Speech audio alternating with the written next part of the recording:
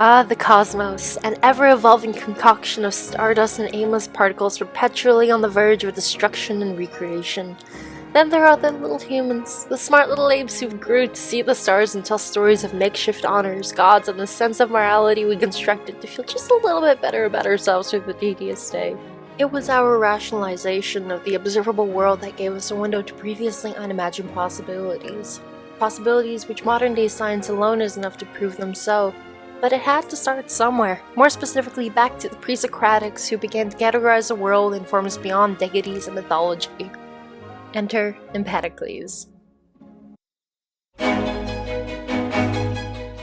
Empedocles was a prominent Greek philosopher circa 490 to 430 BCE who spoke on the natural world, philosophy of humans, biology, and the topic at hand, pre-Socratic cosmology.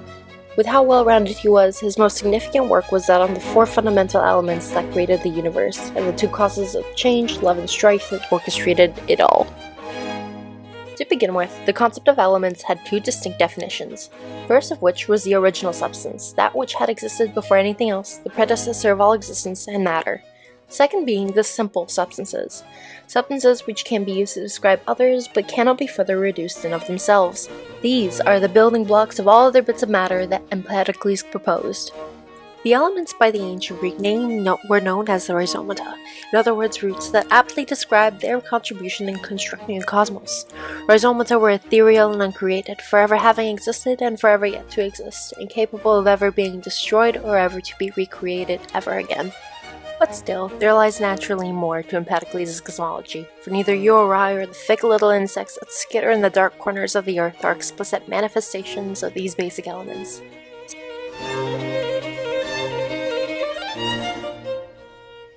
At last, we face Empedocles' final answer to how such a cosmos comes to fruition, the two moving causes, love and strife. The notion of flux and flow has been consistently common in virtually every speculation in the function of the cosmos, and Empedocles' theory is far from an exception.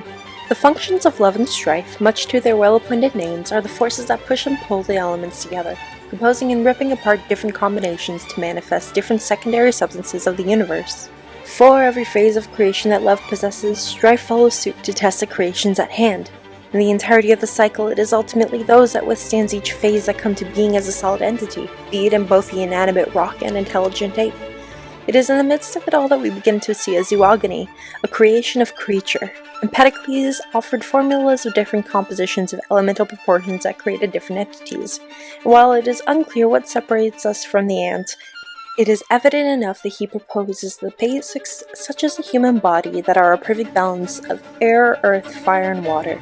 Furthermore, it is the endless cycle of love and strife that form this antique model of the evolutionary theory, or by Empedocles' words, the notion of survival of the fittest. Here we come at last, to the end of what becomes merely the beginning of epistemology and the ultimate pivot away from mythology and towards the rise of science. With all due note, there are several notions that Empedocles had inherited from the dramatic authors before him.